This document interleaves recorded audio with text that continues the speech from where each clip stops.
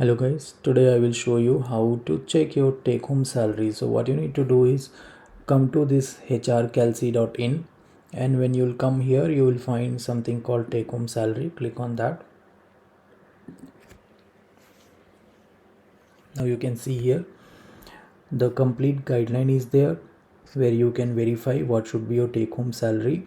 And what you can do is you first have to select your location, means the state where you are deployed or you have got the offer. Suppose if it is Bangalore, Karnataka, then you select Karnataka and enter the gross salary which is there in your offer letter.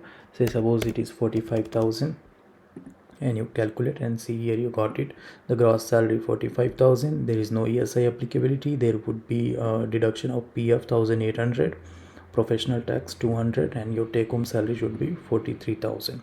Now this is the minimum deduction that you should get, and apart from this actually there shouldn't be any other deductions.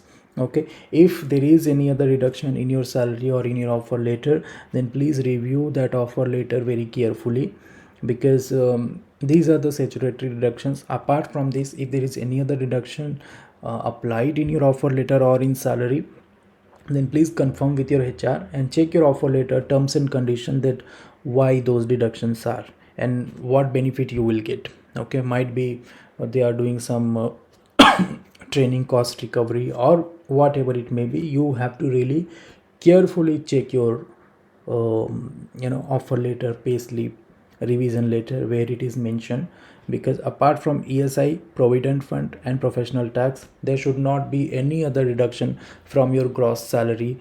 And that's what should be your take home salary or in hand salary or net salary, whatever you want to say. You can say all of these: take home salary, net salary or in hand salary, it's all same.